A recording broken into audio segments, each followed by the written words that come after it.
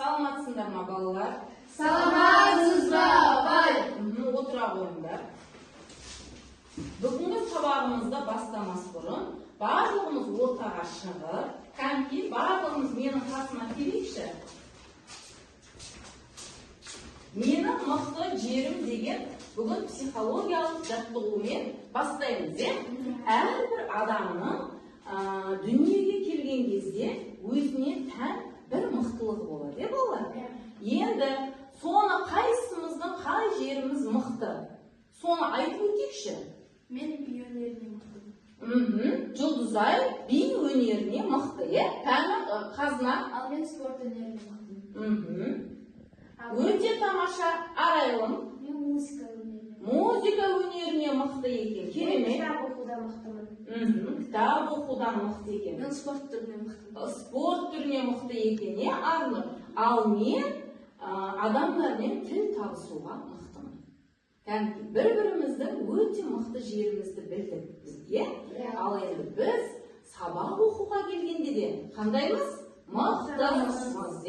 Кәнкі орнымызға отыра қойыңдар. Балалар, үй тапсырмасына не бердік өткен сабақты қайталайық? 5-ші тапсырма. 5-ші жаттығуды бердік. Отыра қойып. Біз бұның алдында қай бөлімді бастадық? Біз аспан әлемін бөлімін бастадық. Аспан әлемінің құпиялары. Аспан әлемінде де өзінше бір нелері бар екен, құпиялары бар екен. Өте тамаша. Енді біз өткен сабақты пысықтау мақсатында тақтаға назар аударамыз. Мына жерде қазір кез келген сұрақты айналдырамын. Сұрақ кімге келеді?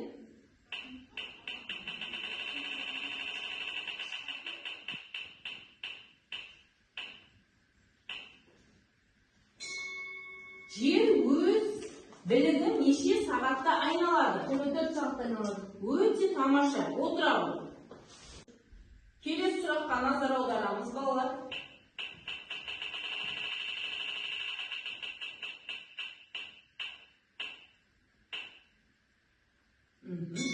Аспанда қанша планета бар?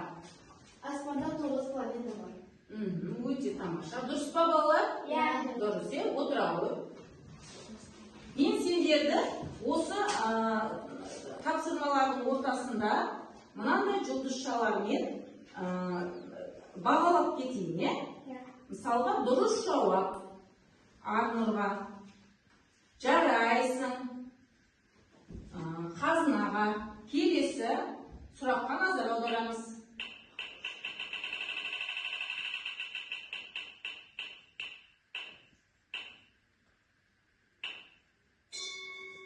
Күн жүйесіндегі соңғы планета? Плутон бар. Дұрыс па, балалар? Өте тамаша. Отыра қой. Үй тапсырмасына дайындалып келдік бізге бөлім бойынша.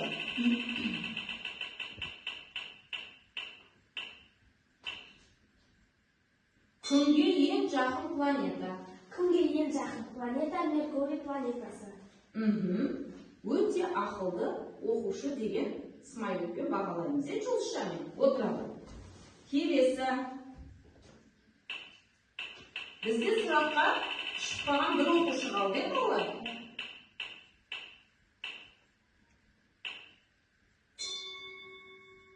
Жердің серігі не? Жердің серігі ай. Сенің қолыңнан бәрі келеді. Өте тамаша. Үй тапсырмасын өткен сабақты пысықтау мақсатында тақтамен жұмыс жасады. Енді бүгінгі жаңа сабаққа назар аударамыз. Бізде аспан әлемінің құпиялары бөлімі, балалар?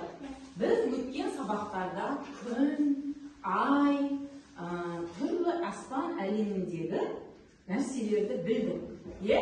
Енді бүгінгі сабақта біз жұлдыздар жымыңдайды тақырыбын өтеміз. Кітапты ашайық. Жұлдыздар жымыңдайды. Жұлдыз дегеніміз не?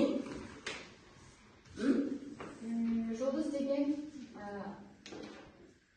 жалпы күнделікті өмірде жұлдызды көреміз ба? Қайдан көреміз? Аспаннан. Аспаннан көреміз. Жұлдызда түрлі түсті сізде әрекеттер бола ма қараған кезіңізде? Не болады? Беті қарақшы. Өте тамаша. Жұлдыздар ағады. Е? Бүгінгі сабағымыз жұлдыздар жымыңдайды.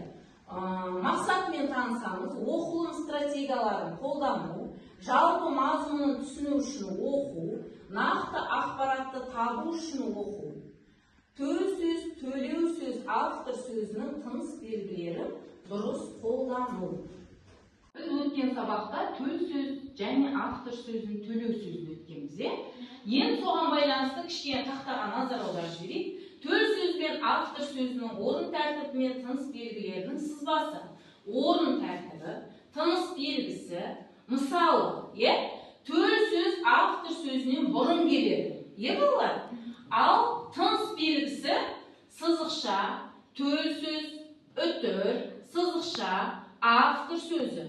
Төл сөз тыныс белгісіне алынады, егер бірінші төл сөз болатын болса, содан кейін үтір қойылады, сызықша қойылып, не жазылады? Автор сөзі. Мысалы, менің ғарышкер болғым келеді, деді Дархан. Бұл жерде автор сөзі қайсысы балалар?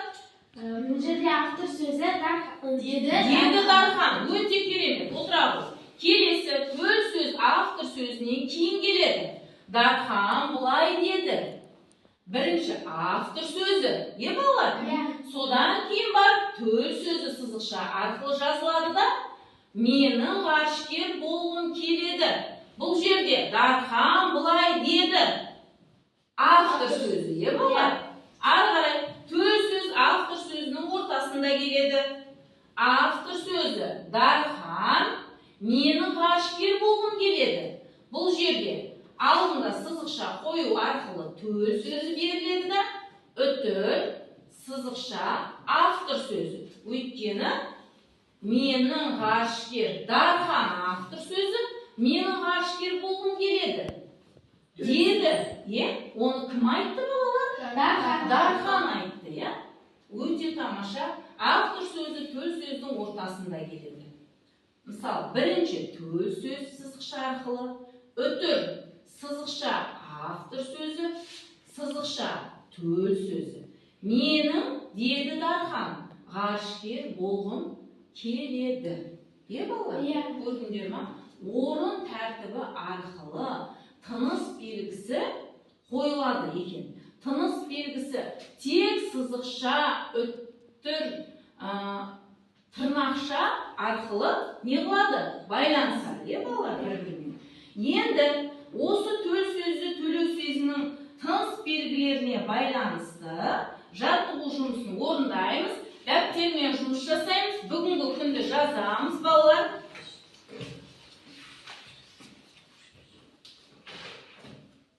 Бүгінгі күнді жазамыз.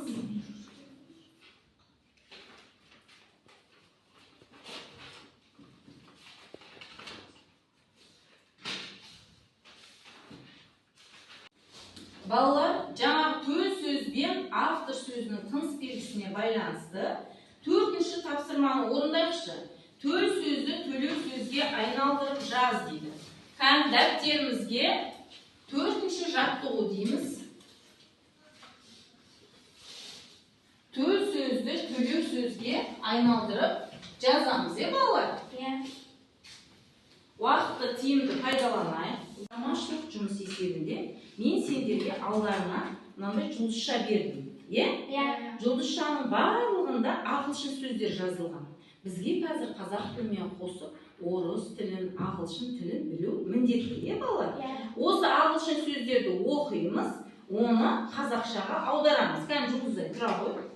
Өзіңе берілген жұлдызшадағы ағылшын сөзді оқимыз. Новембер, қараша. Бұл аяттар, Август, тамыз. Тамыз. Өте тамаша.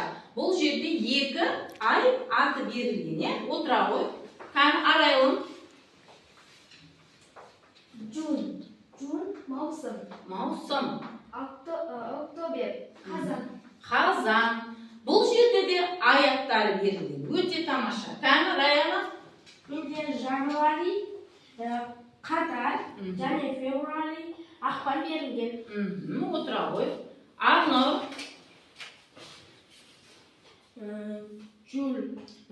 шілде. Ал март ол маусым. Отыра ғой. Қазына. Май ол мамыр. Апрель ол сәуір. Май, сәуір, отыра ғой. Өте тамаша балалар. Бұл жерде мен сендерге жұлдызға не бердім? Ай аттарын бердім. Барлықтарын ағылшын тілінде, қазақ тіліне аударуды да жақсы біледі екенсіңдер.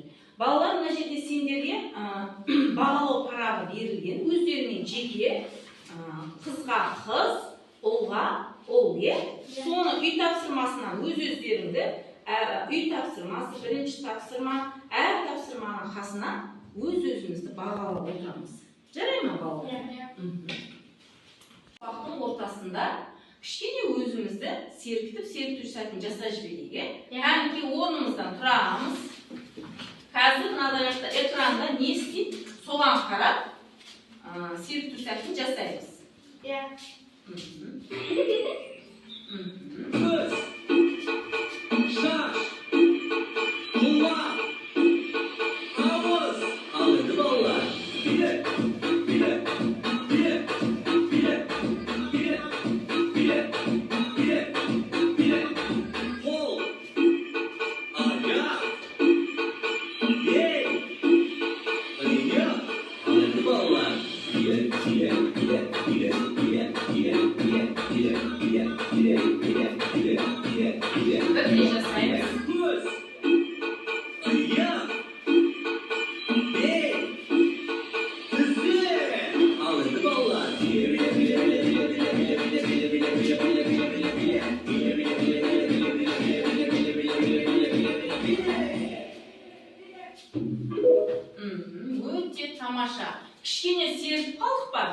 Сергіп қалдық, қолымыз, аяғымыз, денеміз сергіді. Тамаша отырамыз да, сабағымызды ары қарай жалғастырамыз.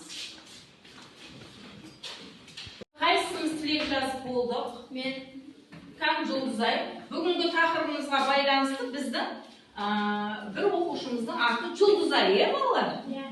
қазына жұлдызың жарық болсын, аспаның ашық болсын, айың оңынан тусын, жұлдызың жоғары болсын, жұлдызың соңынан тусын. Өте керемет тілектер айтқан, Отыра ғой. Кәні, тағы қайсы ең? Қазына.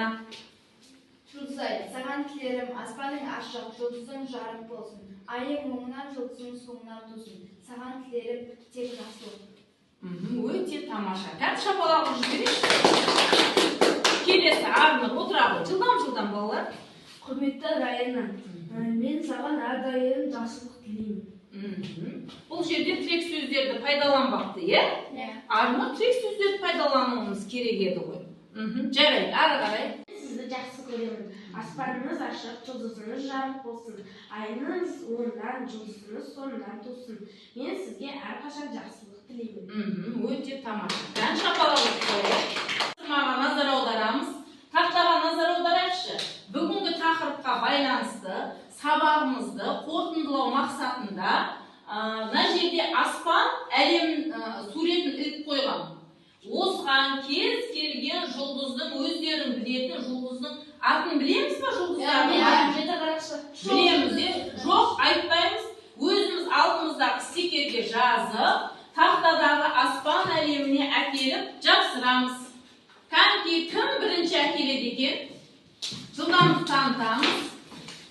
Қазына қандай жұлдызды жаздың? Мен жоқ жұлдызын жаздым. Өте тамаша. Кән білеміз сен? Мен Жеті қарақшы. Мен Шолпан мен Үркер жаздым. Шолпан мен Үркер екеу жазды, Раяна? Жеті қарақшы, Арнұр, темірқазық. Өте тамаша. Кәнекей балалар? Отыра қойыңдар. Барлығымыз жұлдыздардың аттарын біледі екенбіз, Бұл жерде Арнұр ғана не істеп тұр? Сәл қайталап тұр, Осы сабақты қорытындылау мақсатында мына жердегі стикерлер арқылы бағалап жіберейін, міне, өте тамаша. Қазына, Жұлдызай, Раяна өте тамаша бүгінгі сабаққа керемет қатысып отырды, Енді мына жерде Арайлы бүгінгі сабаққа сәл не қатысты? Жақсы. бағалаймыз. Арнұрда осындай смайликпен бағалаймыз. Балалар өте жақсы. Енді бүгінгі сабағымызды аяқтай отырып, тақтаға қараймыз. Жи арқылы бүгінгі сабақтың барлығы түсінікті болды ма? Жасылды таңдаймыз. Сұрақтарым бар болатын болса, сарыны таңдаймыз. Ортадағы қызға қарайықшы. Ал енді түсініксіз болатын болса, қызылды таңдаймыз. Балалар? Яғни Жұлдызай, саған бүгінгі сабақ түсінікті ме? Жоқ. Түсініксіз бе? Барлығы түсінікті. Барлығы түсінікті. Бірінші жасыл түсті, бірінші қызды таңдап тұрмыз. Өте керемет, қандай болып тұр? Көңіл күйі жақсы болып тұр. Келесі, Раяна? Маған бүгінгі сабақтың барлығы түсінікті болды. Барлығы түсінікті. Отыра қой. Кәні? Сабақтар маған барлығы түсінікті болды. Барлығы түсінікті. Қазына, отыра қой. Арнұр. Маған бүгінгі сабақтың барлығы түсінікті болды. Барлығы түсінікті деп қыз сияқты күлеміз. Өте тамаша. Отыра қойыңдар. Үйге тапсырма 7-ші жаттығуды аламыз. Астроном ғалымдарының пікірлеріне сүйене отырып, бір шоқ жұлдыз туралы мәтін жазып келеміз, балалар. Оның ішінен төл сөз бен автор сөзінің тыныс белгілерін дұрыстап қоямыз. Түсінікті ғой үй тапсырмасы? Енді мен сендерді бағалай кетейін. Бүгін Жұлдызайға 9 балл, Қазынаға 9 балл,